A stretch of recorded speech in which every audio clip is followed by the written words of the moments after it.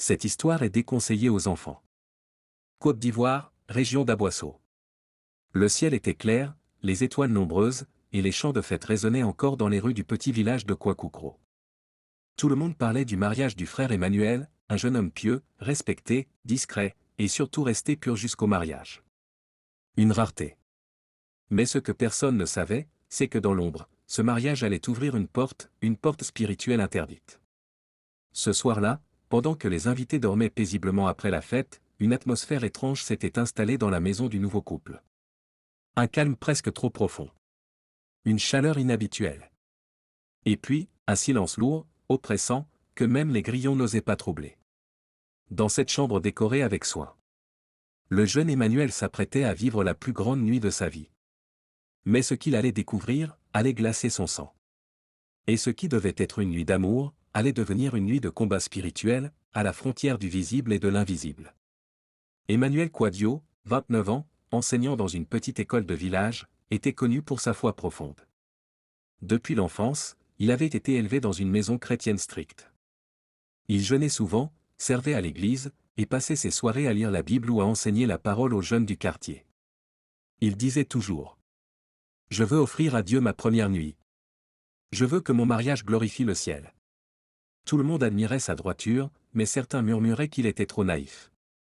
Car Emmanuel, malgré toute sa foi, était inexpérimenté dans la vie. Et c'est là que Mariam entra dans sa vie. Mariam connaît, une jeune femme de 26 ans, belle comme une déesse baoulée. Sa peau noire était lisse comme l'ébène, ses yeux brillaient d'un éclat envoûtant. Elle venait d'arriver dans le village avec sa tante. Discrète, douce, très spirituelle aussi. Elle priait à l'église, chantait, participait aux veillées. Mais ce que personne ne savait, c'est que Mariam venait d'une lignée gardée secrète. Une famille liée à des pratiques ancestrales, où certaines filles étaient consacrées dès le ventre de leur mère à des puissances mystiques pour protéger la richesse et la lignée. Mariam avait grandi avec deux visages. Celui qu'on voit à l'église. Et celui que seuls les anciens de sa famille connaissaient, celui qu'on appelait l'épouse du fleuve. Quand Emmanuel la vit pour la première fois, il crut recevoir une réponse divine. Elle était douce, modeste, et disait elle aussi vouloir garder sa virginité jusqu'au mariage. Tout est allé très vite. 3 mois après leur rencontre, le mariage était programmé. Les anciens avaient béni l'union, les prières furent faites, mais certains détails avaient été négligés. La tante de Mariam insistait pour qu'aucune prière forte ne soit faite dans la chambre nuptiale. Et quand l'oncle d'Emmanuel voulut faire une onction d'huile dans la maison, Mariam avait fait une crise étrange. Mais tout le monde avait mis ça sur le compte du stress. Personne n'avait compris que ce n'était pas un simple mariage.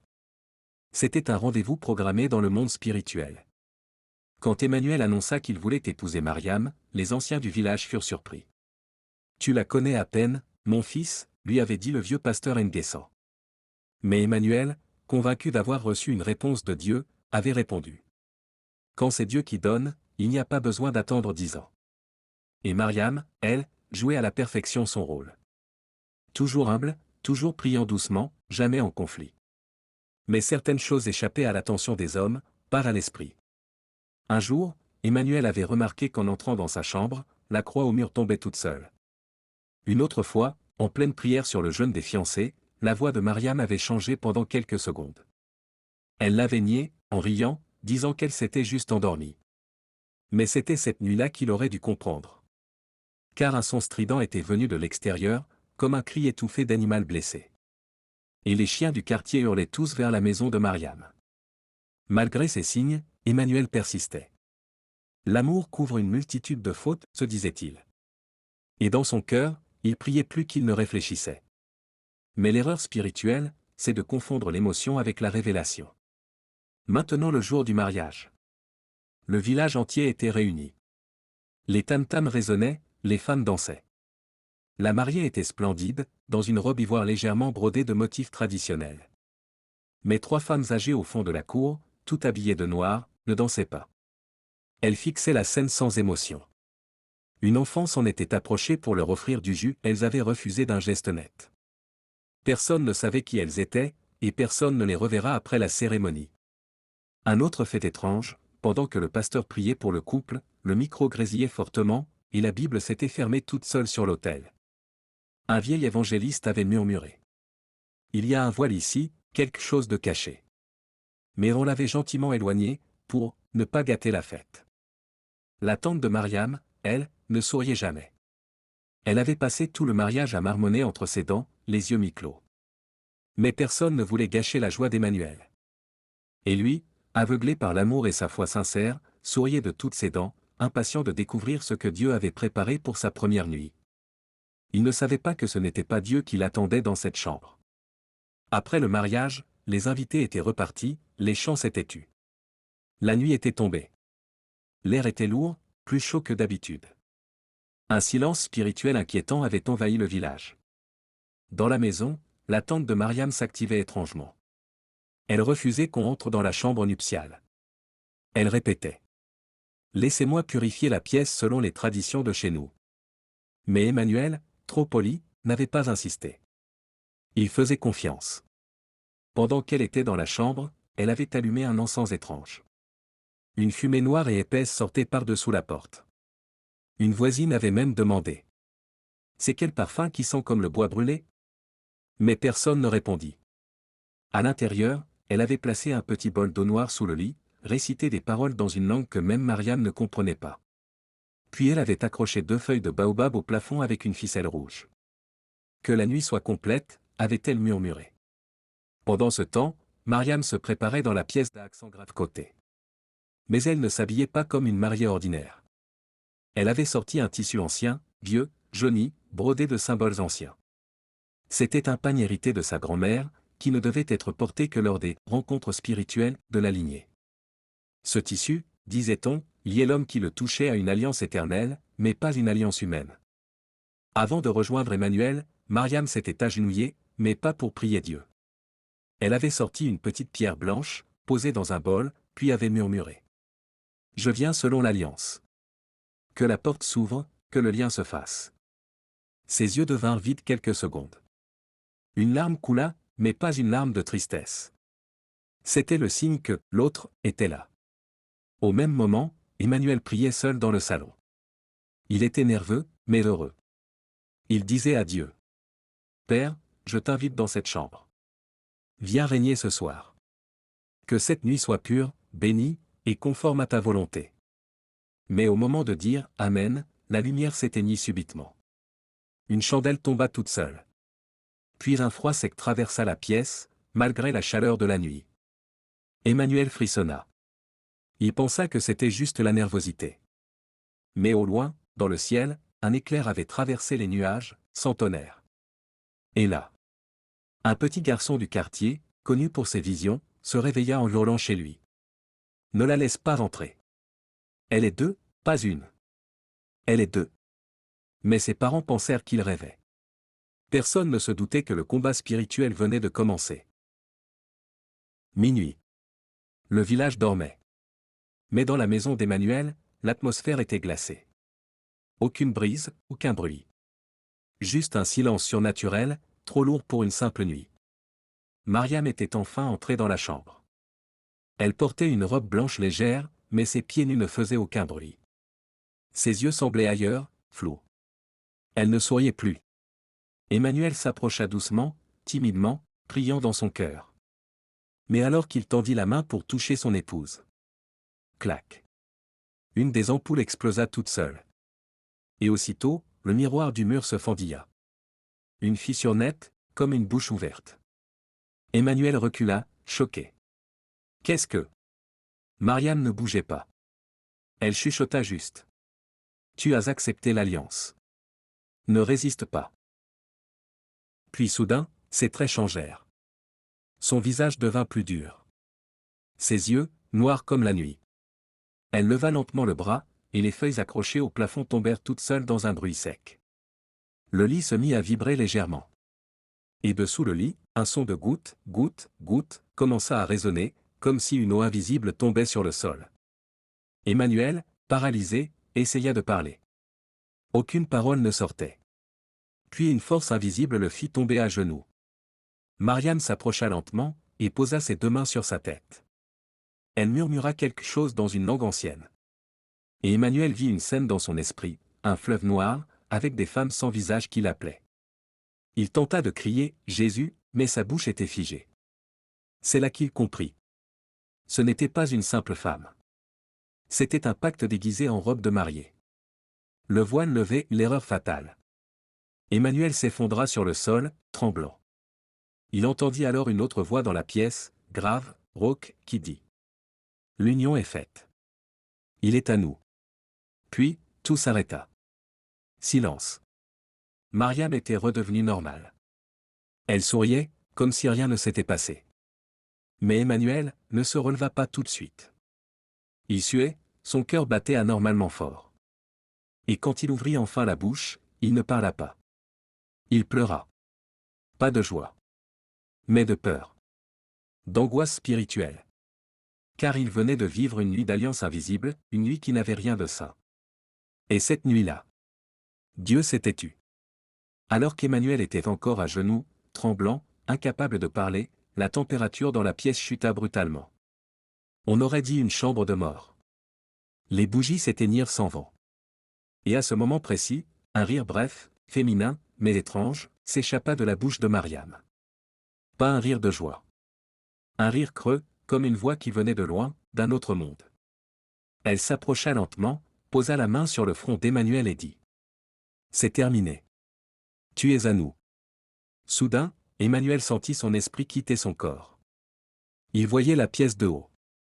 Il se voyait lui-même à genoux, figé. Et autour du lit, il aperçut 4 silhouettes sombres, couvertes de voiles, qui tournaient en rond. Il tenta de prier, mais aucun son ne sortait dans le monde invisible.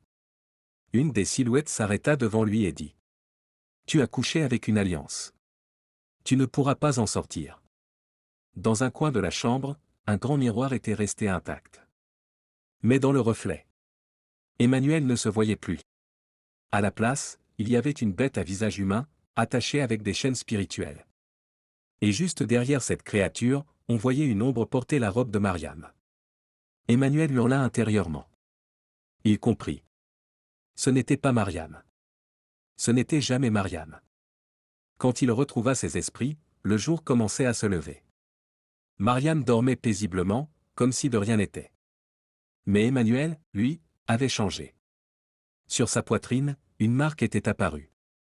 Une forme comme un cercle avec des pointes. Impossible à effacer. Ni à gratter. Ni à cacher. Il essaya de prier, mais sa voix tremblait. Il mit une louange douce, mais elle s'arrêta toute seule au bout de 10 secondes. Il alluma sa Bible, mais les versets semblaient ne plus rien lui dire. Quelque chose était entré cette nuit-là. Quelque chose qui n'allait plus jamais sortir facilement. Emmanuel restait assis au bord du lit. Il transpirait sans bouger, et son souffle était court. La marque sur sa poitrine brûlait comme du feu invisible, et il n'osait pas réveiller Mariam. Mais quelque chose en lui criait. Ce n'est plus elle. Ce n'est plus ta femme. Il tenta de réciter un verset à voix haute. Celui qui demeure sous l'abri du Très-Haut. Mais à la moitié du verset, sa langue se bloqua. Il entendit une voix dans sa tête, froide, posée, qui dit « Ce verset n'est plus pour toi. » Son cœur se mit à battre si fort qu'il crut qu'il allait mourir. Il voulut sortir de la chambre pour respirer, mais à peine avait-il touché la poignée que le miroir vibra. Il se retourna lentement. Et là, dans le reflet du miroir, Mariam était debout. Mais dans le lit, elle dormait encore. Elle se tenait immobile dans le miroir, ses yeux noirs grands ouverts, fixant Emmanuel. Puis elle sourit, leva la main, et fit un signe étrange avec ses doigts. Comme une bénédiction inversée. Soudain, tous les objets métalliques dans la pièce se mirent à vibrer légèrement. La cuillère sur la table, le bouton du climatiseur, même la boucle de sa ceinture. Il tomba au sol et cria « Jésus-Christ, sauve-moi !» Et tout s'arrêta. Silence. Immobilité. Mais dans le miroir, Mariam avait disparu. Enfin, épuisé, il s'endormit quelques heures, à même le sol. Et c'est là qu'il fit le rêve le plus effrayant de sa vie. Il marchait seul dans une brousse épaisse, les pieds nus, blessé. Il entendait des tambours au loin, et une voix l'appelait par son nom en langue locale. Il vit un arbre géant, avec des visages gravés dans l'écorce, tous en train de pleurer. Sous cet arbre, il vit Mariam nue, assise sur un trône en argile, entourée de serpents blancs. Elle le regarda droit dans les yeux et dit Tu es marié maintenant. Tu m'appartiens aussi dans le monde des esprits. Il se réveilla en sursaut, avec des traces de boue sur ses pieds. Mais il n'avait pas quitté la chambre. C'est là qu'il comprit. Ce n'était pas un rêve. C'était un voyage spirituel imposé. Une entrée dans un royaume dont il n'avait pas les clés, mais dont il avait signé l'entrée. Vers 4 heures du matin, Emmanuel, toujours assis sur le sol, finit par se lever doucement. Il ouvrit la porte pour sortir dans la cour, cherchant un peu d'air. Le ciel était sombre, sans lune. Pas un seul bruit dans le village. Pas même un coq. Rien. Mais à quelques pas de la maison, il vit un enfant. Un petit garçon, pieds nus, portant un pagne usé, le visage recouvert de cendres. Il était debout, immobile, et le fixait. Emmanuel s'approcha, doucement. « Mon petit, tu fais quoi ici à cette heure? Où sont tes parents ?» L'enfant répondit d'une voix trop grave pour son âge. « Tu as touché à ce qui était gardé. Tu as bu d'une coupe interdite. Maintenant, tu dois payer. » Avant qu'Emmanuel ne réagisse, l'enfant se mit à rire, et en un clin d'œil, il disparut. Comme s'il n'avait jamais existé. Mais à l'endroit exact où il se tenait, une main était dessinée dans la poussière, une main avec 6 doigts. De retour dans la chambre, encore choqué, Emmanuel entendit soudain un chant faible. Il venait de nulle part, ni du téléphone, ni d'un haut-parleur. Une voix féminine chantait une ancienne mélodie du village, mais à l'envers. Comme un disque qu'on rembobine. Mariam dormait toujours. Mais sur le mur derrière elle, une écriture apparaissait lentement. Comme gravée par une main invisible. Elle disait. Celui qui s'unit sans discernement, lie son âme à une lignée cachée. Emmanuel fondit en larmes. Plus aucune prière ne sortait de sa bouche. Il resta là, debout, les yeux grands ouverts, jusqu'à ce que le soleil se lève. Et ce matin-là, le coq ne chanta pas. Comme si la nature elle-même refusait de bénir cette union. Le lendemain du mariage, Emmanuel n'était plus le même homme. Ses yeux avaient perdu leur éclat, son regard semblait absent. Pour les autres, il était juste fatigué, mais à l'intérieur, quelque chose était cassé. 1. Les cauchemars et paralysies nocturnes. Chaque nuit, sans exception, Emmanuel faisait des rêves de poursuite, de noyade ou d'enterrement. Il se voyait attaché, parfois transformé en animal, parfois priant sans voix. À plusieurs reprises, il se réveillait en pleine nuit paralysé, incapable de bouger, les yeux ouverts, sentant une présence pesante dans la chambre. Et le pire, c'est que Mariam ne bougeait jamais pendant ces crises. Elle dormait, comme si elle ne les remarquait pas. Ou, comme si elle savait. 2. Le rejet brutal des bénédictions. Avant le mariage, tout allait bien pour Emmanuel. Il venait d'être promu dans une ONG locale. On lui avait promis un voyage d'études au Sénégal. Une opportunité d'achat de terrain était presque conclue. Mais dès la semaine suivante, tout s'est effondré. L'ONG gela son contrat sans explication. Son dossier de voyage fut perdu. Le propriétaire du terrain vendit soudainement à un autre. Tout ce qu'il touchait semblait maintenant glisser entre ses doigts. Comme si une main invisible saboteuse le suivait partout. 3. Sa santé déclinante. Emmanuel, qui était robuste et rarement malade, commença à perdre du poids sans raison. Il avait souvent des douleurs dans le dos, surtout vers 3 heures du matin. Les médecins ne trouvaient rien. Mais lui savait. Il voyait la marque sur sa poitrine devenir plus foncée, parfois même enflée. Un jour, un ami pasteur lui posa la main sur le torse pour prier. Et ce dernier s'évanouit pendant plusieurs minutes. À son réveil, il dit simplement. « Frère, il faut que tu jeûnes. » Longuement. 4. Son éloignement spirituel. Pire que tout, Emmanuel ne ressentait plus la présence de Dieu. Là où il chantait avec passion, il n'avait plus envie. La Bible lui semblait froide. Et les rares fois qu'il priait, des images sales ou effrayantes traversaient son esprit. Il évitait même les églises. Pas par colère, mais par gêne. Il se sentait sale. Pas digne. Et Mariam, elle, ne lui proposa jamais une seule fois de prier ensemble. Elle semblait de plus en plus distante, comme si elle attendait quelque chose. 5. La perte de ses relations proches. Avant le mariage, Emmanuel avait une relation très fusionnelle avec sa mère. Elle priait pour lui chaque jour, l'appelait matin et soir. Mais 3 semaines après le mariage, elle cessa soudainement de l'appeler. Quand lui-même prit l'initiative de la contacter, elle lui répondit froidement. Je ne sais pas ce qu'il y a entre nous, mais je ne ressens plus ton esprit comme avant. Tu n'es plus toi. Même ses amis les plus proches s'éloignaient. Certains devenaient nerveux en sa présence, d'autres disaient avoir fait des rêves étranges le concernant. Un jour, son meilleur ami, qui dormait chez lui, lui avoua le lendemain matin. Cette nuit, j'ai vu Mariam assise au plafond au-dessus de toi, les yeux ouverts, en train de sourire.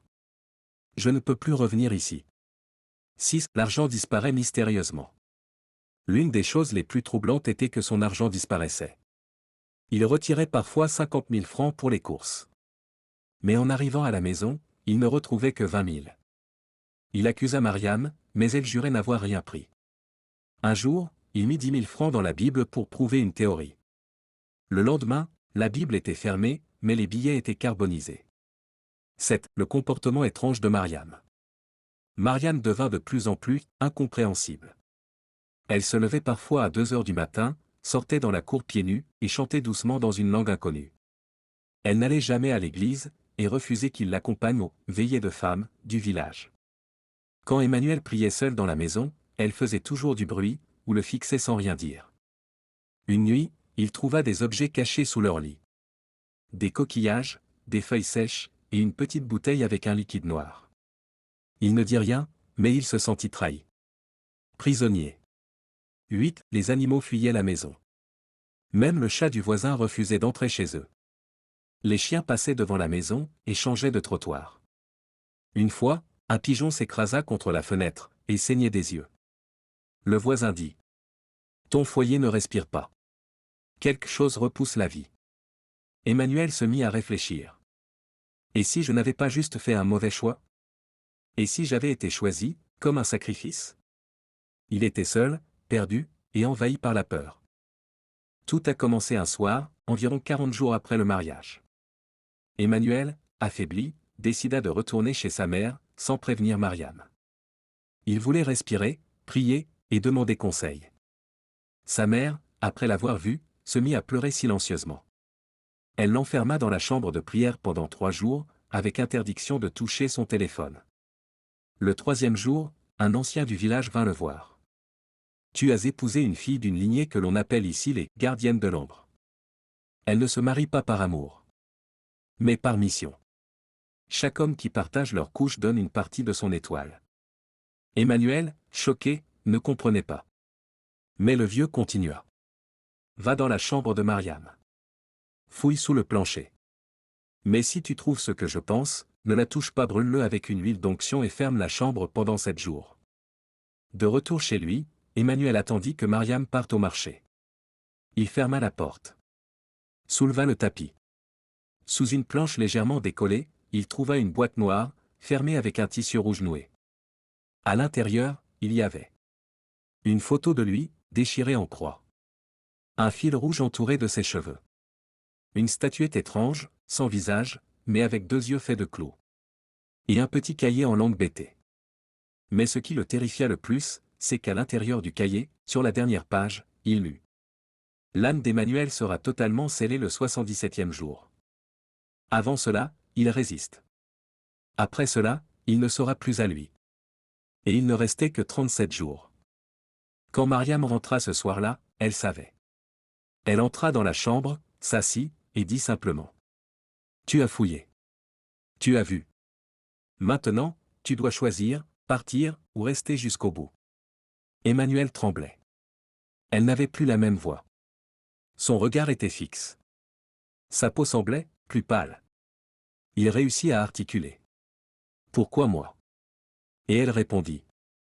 Parce que ta lumière était forte. Et moi, j'étais chargé de l'éteindre. Emmanuel, toujours figé dans l'entrée de la chambre, ressentait un froid étrange, comme si l'air devenait lourd. Mariam ne bougeait pas. Elle le fixait, puis se leva lentement et marcha vers lui en disant. Tu m'as réveillé trop tôt. J'aurais préféré que tu sois déjà scellé. Maintenant tu vas résister, mais ce ne sera pas facile. Emmanuel, horrifié, recula et cria. Au nom de Jésus, sors de chez moi. À ce moment précis, toutes les ampoules de la maison clignotèrent. Un vent invisible fit claquer violemment les portes. Et Mariam s'évanouit brusquement. Mais ce n'était pas un simple évanouissement. Pendant de longues minutes, elle parlait dans une langue étrange, comme en transe. Une voix grave, qui n'était pas la sienne, dit. Il est à nous. Il nous a touchés, il a goûté à l'alliance. Tu ne peux pas rompre ce qui est scellé dans le sang. Tremblant, Emmanuel prit son téléphone, appela un pasteur reconnu pour les cas de délivrance. Celui-ci dit simplement. Garde ta foi. Mais ne dors pas là cette nuit. Et surtout, n'écoute pas ses pleurs. Emmanuel sortit, laissa Mariam inerte, et se réfugia dans une église. Il jeûna 3 jours, priant avec une équipe d'intercesseurs. Pendant ce temps, chaque nuit, Mariam appelait en vidéo. Soit elle pleurait, disant « Reviens, je suis en danger ».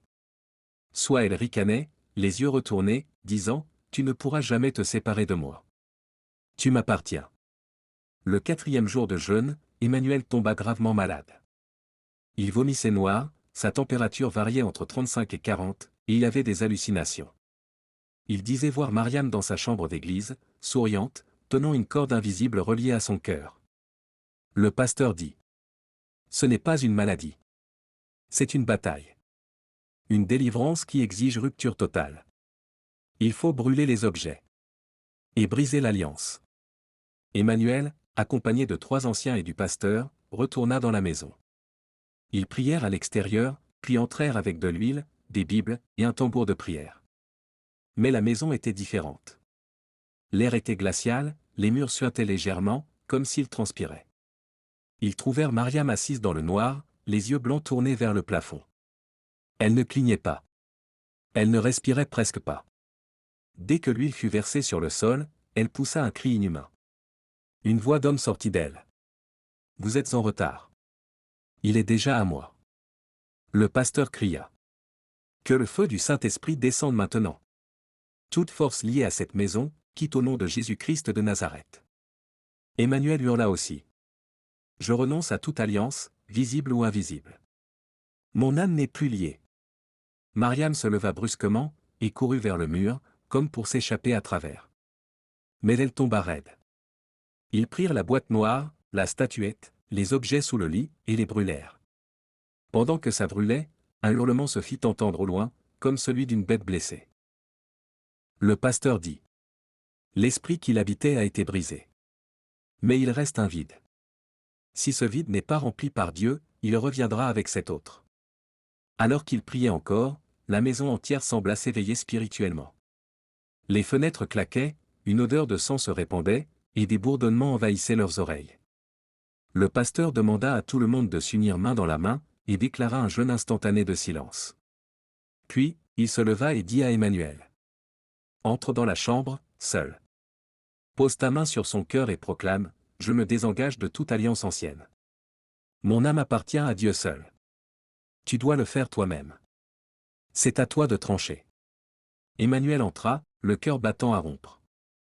Mariam était étendue, les yeux fermés, mais des larmes coulaient de ses yeux fermés. Elle pleurait, en dormant. Il s'agenouilla lentement, mit sa main sur son cœur, et prononça. Mariam, je te pardonne. Mais je ne t'appartiens pas. Je me libère. Je renonce à toute alliance, tout échange spirituel, tout pacte invisible. Ma destinée est en Christ seul. Au moment où il dit cela, une secousse traversa la pièce. Mariam hurla, se cambra, et vomit une matière noire sur le sol. Puis elle s'évanouit totalement. Un silence surnaturel remplit la maison. Plus de vent. Plus de cris. Plus d'odeur. Tout était calme. Emmanuel pleurait à genoux. Le pasteur entra, posa la main sur son épaule, et murmura.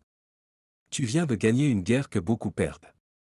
Plus tard, après plusieurs jours de prière et de jeûne, Mariam se réveilla changée. Elle était faible, douce, et demandait pardon. Elle déclara avoir été donnée dès l'enfance à un esprit par sa grand-mère, en échange de protection et de pouvoir. Et elle affirma n'avoir jamais connu l'amour jusqu'à ce qu'Emmanuel insiste pour l'épouser. Elle dit une phrase forte. J'ai voulu te détruire, mais c'est toi qui m'as délivré. Quelques semaines plus tard, Mariam, désormais calme, suivait des séances de prière et d'études bibliques avec le pasteur. Elle semblait libérée, mais affaiblie. Son regard avait changé. Plus d'agressivité. Une tristesse douce, comme celle d'un enfant qui découvre le monde pour la première fois. Emmanuel, de son côté, avait retrouvé la paix. Mais il restait troublé. Il se posait 1000 questions. Est-elle vraiment délivrée? Et si tout cela recommençait? Est-ce que Dieu me demande de rester ou de partir? Le pasteur lui dit. Parfois, Dieu permet une bataille non pour que tu restes, mais pour que tu comprennes. Ce que tu fais maintenant ne doit pas venir du cœur, mais de l'obéissance à Dieu. Emmanuel alla prier seul dans un lieu désert pendant 3 jours. Et le dernier soir, il eut un songe. Dans ce rêve, il voyait Mariam enchaînée, entourée d'ombre. Mais plus il s'approchait, plus les chaînes tombaient. Une voix lui dit. Tu n'es pas venu pour l'épouser. Tu es venu pour la libérer. Ton rôle est accompli. Va, et ne regarde pas en arrière. À son réveil, il pleura longuement. Il alla voir Mariam. Elle le regarda et dit. Tu n'as plus à rester. Je suis libre. Et je t'en serai éternellement reconnaissante. Emmanuel quitta la maison. Il ne s'est jamais marié depuis. Mariam, elle, s'est consacrée à Dieu. Elle voyage aujourd'hui dans toute l'Afrique pour témoigner de sa délivrance. Elle commence toujours par cette phrase. J'étais une prison ambulante. Mais un homme de foi a eu le courage de rester une nuit avec moi. Et Jésus m'a libéré. Leçon spirituelle de l'histoire. Cette histoire nous enseigne que tout ce qui est beau n'est pas toujours pur. Le Saint-Esprit donne le discernement, même dans les moments les plus tendres. Dieu peut envoyer quelqu'un non pour ton bonheur, mais pour ta mission.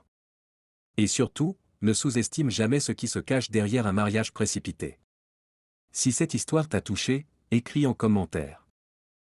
Seigneur, protège-moi du mal caché. Ou, je choisis la lumière. Et toi, que ferais-tu à la place d'Emmanuel?